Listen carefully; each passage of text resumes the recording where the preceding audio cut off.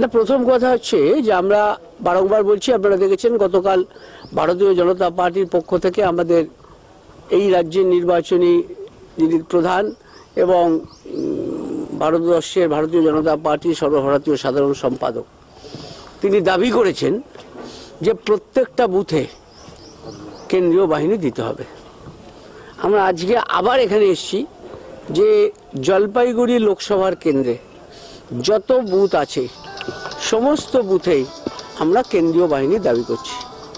কারণ আপনারা যারা আছেন এখানে লোকাল সাংবাদিক বেশ কিছুদিন কাজ করছেন, তাতে আপনাদের অভিজ্ঞতা আছে যে বিগত 5 মাস আগে এই জেলায় পঞ্চায়েত নির্বাচনটা একটা মকারি অফ ডেমোক্রেসি হয়েছিল। স্বাভাবিকভাবেই আমরা আজকে দাবি করেছি যে সমস্ত বুথে সেন্ট্রাল প্যারামিলিটারি ফোর্স দিতে হবে এবং যদি তাদের পক্ষে অ্যাডিকুয়েট কম হয়, কিন্তু আমার কাছে খবর, আমি নির্বাচন কমিশনের সাথে যোগাযোগ রেখে যা বুঝছি, তাতে এবার দ্বিতীয় দফার ভোটের জন্য অ্যাডিকুয়েট সেন্ট্রাল ফোর্সেস আসছে।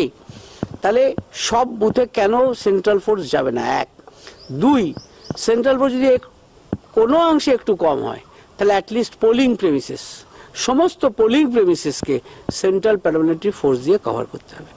আমরা আজকে এখানকার যিনি ইলেকশন অবজারভার, যিনি on behalf of election commission এখানে এসছেন, আমি mister Dilip Toppo IAS officer, তার সাথে কথা বলেছি। উনি আমাদের কথা বিশদ শুনেছেন এবং উনি জলপাইগুড়ির মানুষকে আশ্বস্ত করতে বলেছেন যে নির্বাচনটা ফ্রিলি এবং ফেয়ারলি হবে। কোচবিহারে আমরা দেখেছিলাম সাফিসিয়েন্ট ফোর্স ছিল, কিন্তু ডিপ্লয়মেন্ট করা হয়নি। না, এক্ষেত্রে যদি না হয় সেটা, সেই জন্যই আমরা এখানে এসেছি।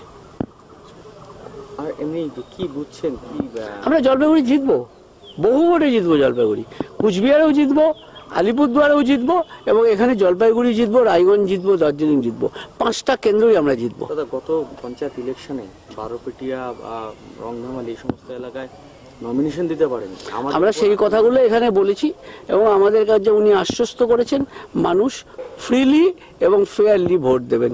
এবারে জলপাইগুড়ি ইলেকশন হবে ফ্রি অ্যান্ড ফেয়ার।